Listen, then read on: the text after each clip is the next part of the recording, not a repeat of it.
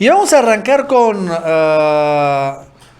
este último tema. La verdad es que, fíjese que desde que empezaron antes incluso, cuando estaba en la campaña en Quintana Roo y se veía que Morena iba a arrasar en Quintana Roo, y la verdad es que Carlos Joaquín no se quiso meter mucho en la campaña, seamos honestos, incluso allá en Quintana Roo no hubo una alianza del PRI con el PAN, sino tuvieron candidatos independientes, con lo cual se pulverizó aún más el voto. Lo cierto es que muchos esperaron, es que ya negoció López Obrador con Carlos Joaquín, ¿no? Y entonces decían mucho, y me acuerdo que veía mucho en las columnas chayoteras, Carlos Joaquín va a ser secretario de Turismo, ¿no? En sustitución a Miguel Torruco, que ahorita es el secretario de Turismo. Ahí va Carlos Joaquín, natural, ¿no? Finalmente siendo gobernador de Quintana Roo. Bueno, pues entonces va a secretario de Turismo. Y después decían, no va ahí. Va a pasar algo. El Tren Maya, ¿no? Va a salir de la conducción del Fonatur.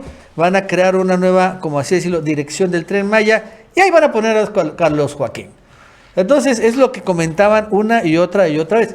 Yo honestamente nunca vi a Carlos Joaquín de entrada sustituir a Miguel Torruco Márquez, porque este señor, Miguel Torruco, o sea, de entrada que es alguien que ha estado mucho tiempo con López Obrador, incluso fue su secretario de Turismo en la Ciudad de México y después fue en los gobiernos legítimos secretario de Turismo, o sea, siempre ha estado en ese cargo y bueno, siempre lo hemos visto, nunca cometió un error. Miguel Torruco, nunca también se le han conocido actos de corrupción o cosas de ese tipo que lo lleven a un cambio, ¿no? López Obrador hace cambios incluso entre sus amigos. Si hay actos de corrupción, en el turismo no ha habido nada de esto. También, sin embargo, pocos lo saben, pero les comento que Miguel Torruco es consuegro de Carlos Slim. Entonces, de una u otra manera, pues es una ficha o un personaje cercano al pues multimillonario de nuestro país, uno de los más importantes del mundo además, ¿no? Y bueno, esto, o sea, no es que también sea por ahí está, pero claro que siempre ayuda. Y honestamente Carlos Joaquín, al contrario de Miguel Torruco, él sí tiene muchas cuentas pendientes en Quintana Roo. No doy tantito que, bueno, a pesar de todo, lo más reciente que tuvo Carlos Joaquín, de lo más escandaloso fue este jefe policiaco que tenía a Capela, se llama Capela, que fue el que, acuérdense, ordenó disparar en contra de las feministas, es un hecho sumamente grave, y también que se le salió fuera de control toda la cuestión de seguridad allá en Quintana Roo. Entonces, Morales estaba no entendido que va a empezar a sacar ese tipo de cosas, y por tanto yo no lo veía ahí, no veía que López Obrador fuera a agarrar a un personaje que podría acabar, ¿no?, siendo investigado y en su propio gabinete. Pero bueno, al final hoy el presidente confirmó que, bueno, sí lo va a traer, pero se va a ir a una embajada, y es la embajada de Canadá. Vamos a escuchar. Nos va a representar como embajador de México en Canadá. En su momento vamos a pedir el beneplácito del gobierno de Canadá.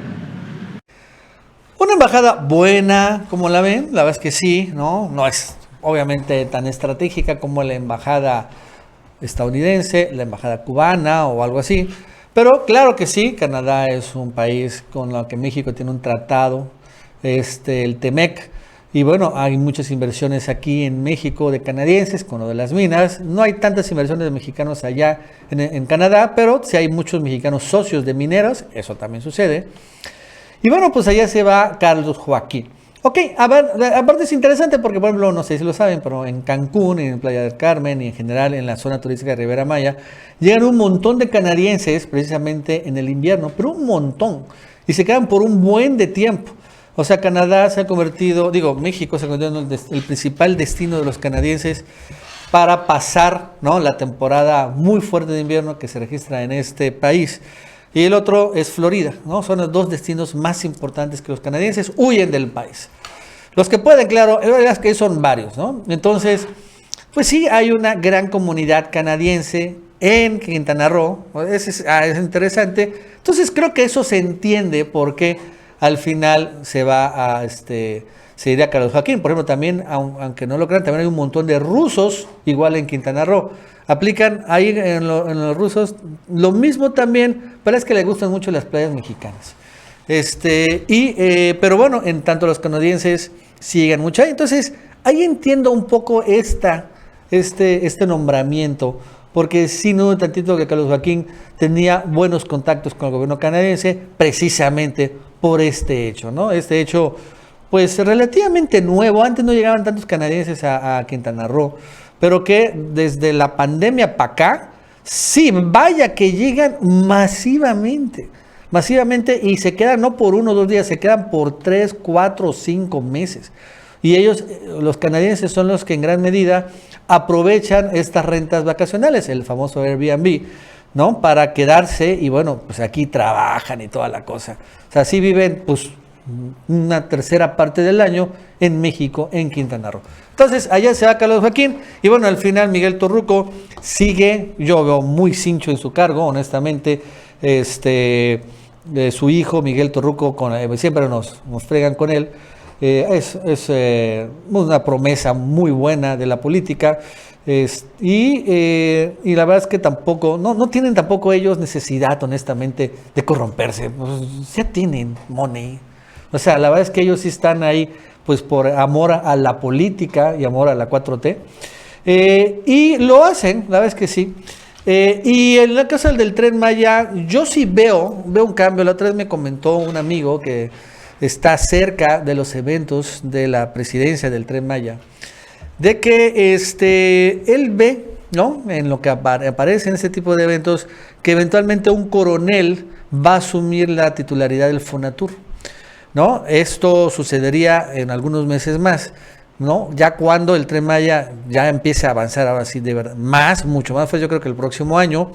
Y entonces, como al final el Tren Maya va a ser parte, una parte de los militares, pues ellos van a administrarlo, entonces va a asumir un coronel el Fonatur, precisamente para tener ya claro el Tren Maya, ¿no? Javier May es una persona de muchas confianzas de López Obrador, porque ¿qué sucedía con el Tren Maya? Bueno, Jiménez Pons es un gran corrupto, siempre lo he dicho y siempre lo voy a decir, honestamente no sé cómo rayos llegó ahí, y bueno, como corrupto, agente corruptor, hizo un desastre el Tren Maya desde el inicio, pero Javier May no lo es. Javier May es un personaje de muchas confianzas de él. Llegó, ¿no?, él a terminar la corrupción en el Fonatur y bueno, a también lanzar estos cambios que hubo. Pero ya una vez que esté más encaminado, es muy probable que un coronel, no sé qué exactamente es, pero un coronel vaya a asumir la titularidad del Fonatur. Sería algo interesante, ¿no? O sea, porque ser un militar asumiendo un cargo en el gabinete, pero pues está bien, honestamente.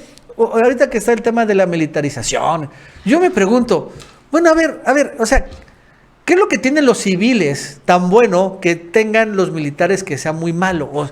¿No? Porque dicen, es que es mejor el mando civil de la Guardia Militar, digo, la Guardia Nacional, no el mando militar, lo que dicen, el mando civil, pero el mando militar no. Y yo me digo, bueno, a ver. ¿Cuál es la razón? Vamos a olvidarnos de toda la politización.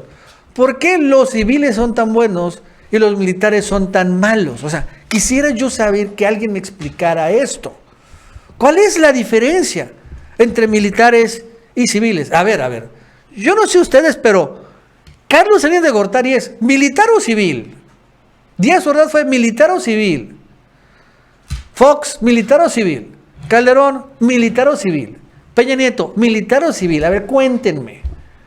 Y son personas que hicieron mucho daño al país. ¿Qué era Lázaro Cárdenas? ¿Militar o civil? Era militar, general. Entonces, que alguien me explique por qué dicen y se sataniza tanto mando militar en la Guardia Nacional y el mando civil. General García Luna, ¿era militar o civil?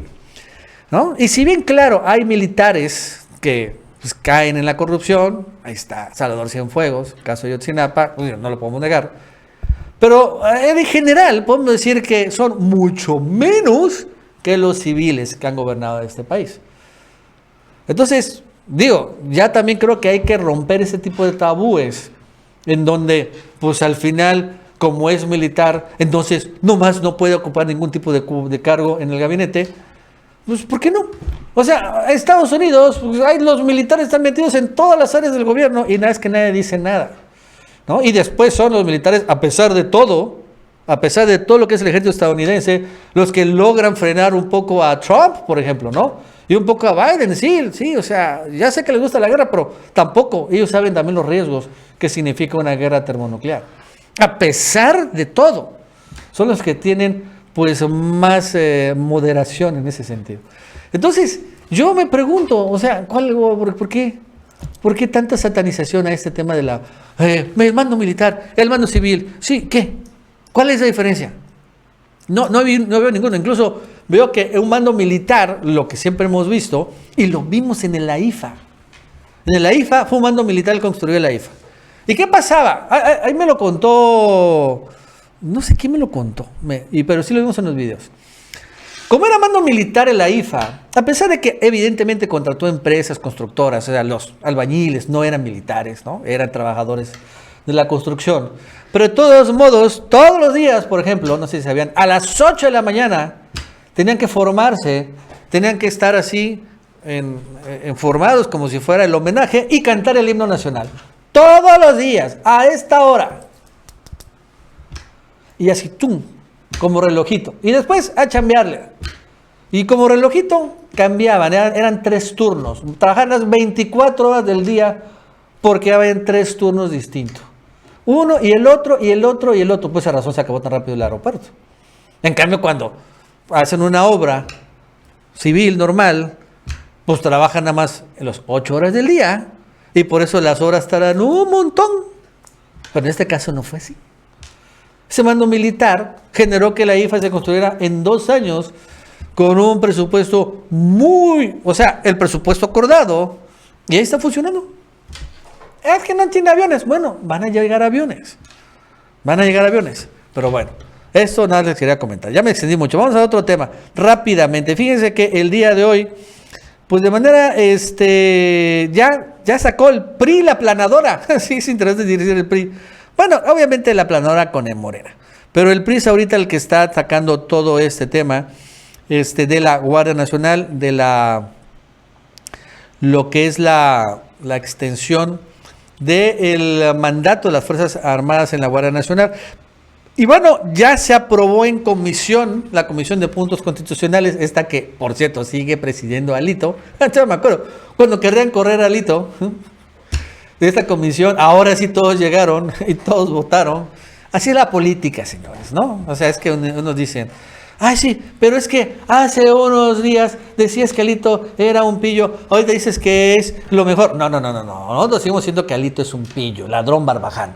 Solo que, claro, al final es político, funciona, se necesita, es una herramienta y Morena lo está utilizando. Y la verdad es que está utilizando para algo más superior que meter Alito en la cárcel, que es aprobar la Guardia Nacional.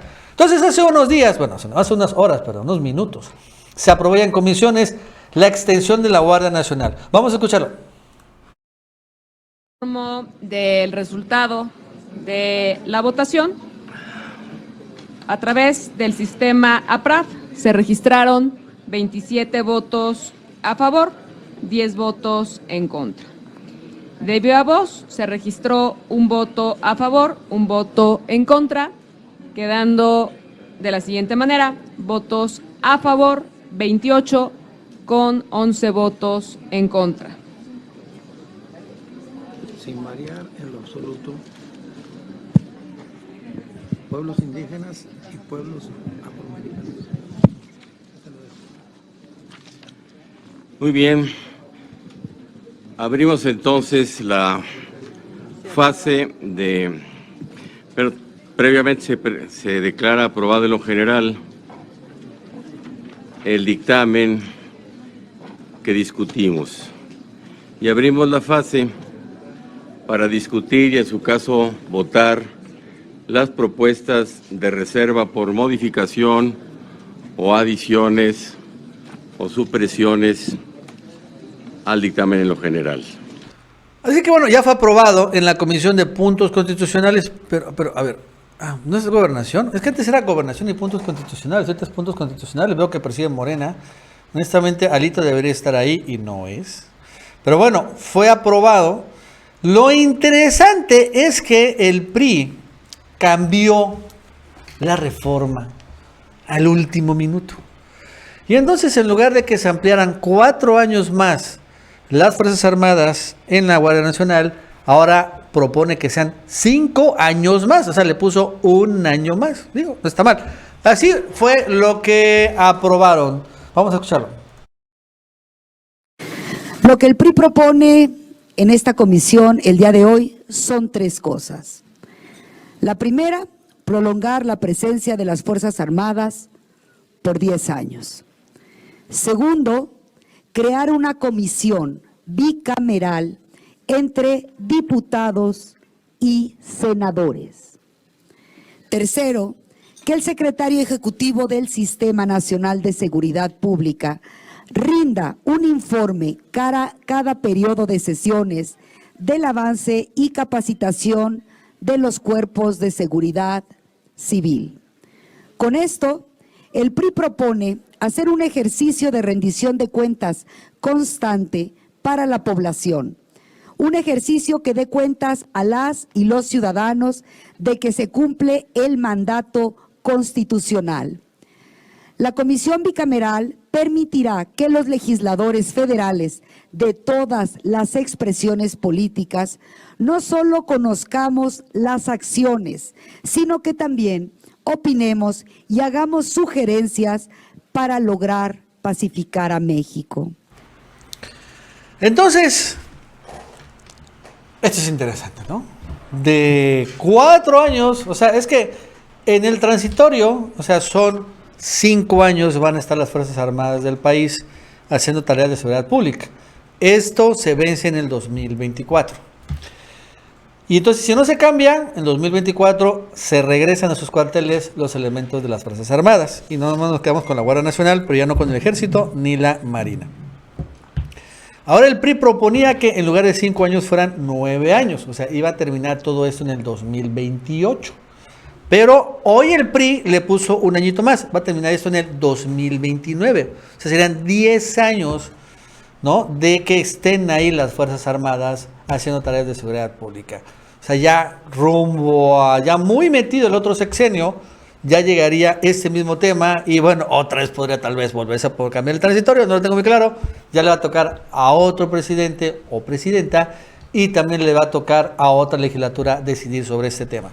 Pero es interesante que lo haya puesto el PRI de manera inesperada y sorpresiva por donde se le quiera ver.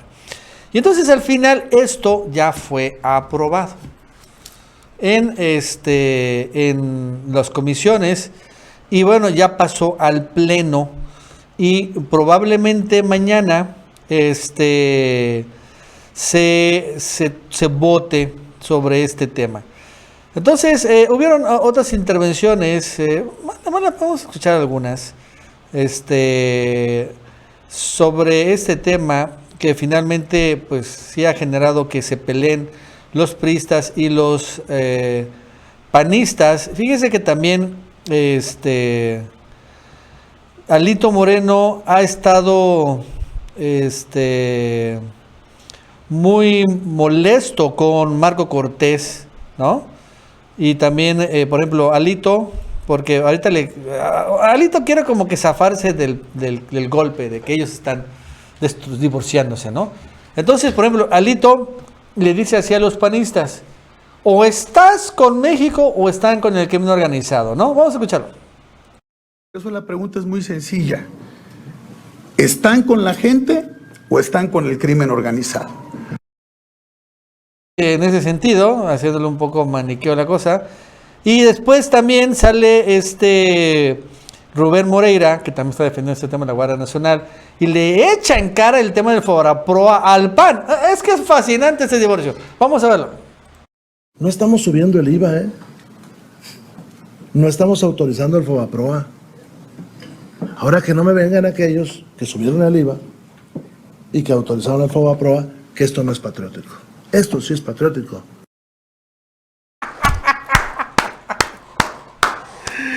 Es increíble, la verdad es que el cinismo de los priistas es maravilloso, o sea, es épico, es legendario. Bueno, y los priistas que aprobaron ellos el IVA y que aprobaron el Fobaproa porque eran gobiernos priistas, también claro, el gobierno del PAN subió el Fobaproa Calderón, pero digo, el IVA, pero aún así, ellos le echan ahora la culpa al PAN de que ellos autorizaron el Fobaproa, de que ellos aprobaron el aumento del IVA.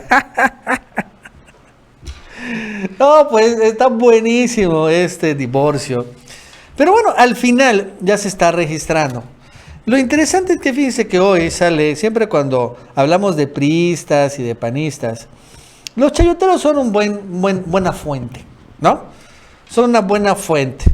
Y la verdad es que, fíjense que hoy Salvador García Soto publica algo que yo también pienso que es el verdadero acuerdo. El verdadero acuerdo no solo es por la Guardia Nacional con el PRI, sino también el acuerdo también abarca la reforma electoral. ¿Qué es lo que publica Salvador García Soto? Según fuentes en San Lázaro, la reforma al quinto constitucional, esta es la Guardia Nacional, no sería el único tema de la negociación que, según los morenistas, sí ocurrió entre Alito, Rubén Moreira y Adán Augusto, ¿no? Según esta versión, Alito y Moreira buscaron al coordinador Ignacio Mier para ofrecer un pacto, pero el poblano los derivó directamente con Adán Augusto.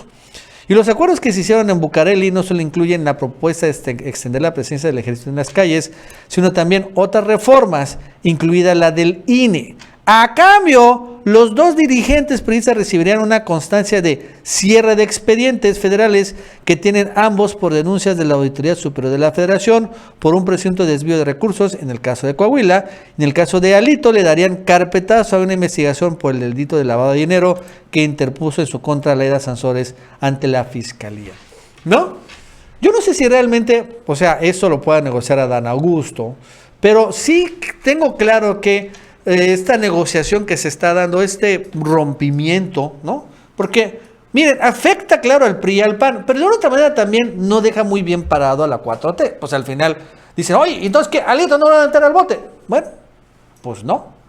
Pero, ok, pero no, esto no solo es, no te lo va a vender barato, ¿no? O sea, Obrador quiere pasar 2 reformas que le faltan, él lo ha dicho, ¿no? Para cerrar su gobierno. Eran 3, era la ley eléctrica, y en esta ley eléctrica debemos acordar que los priistas originalmente habían ofrecido el apoyo y después se echaron para atrás. Entonces ya también la 4T, el propio Adán, López Obrador, ya saben cómo son estos priistas, Alito, son unos chaqueteros.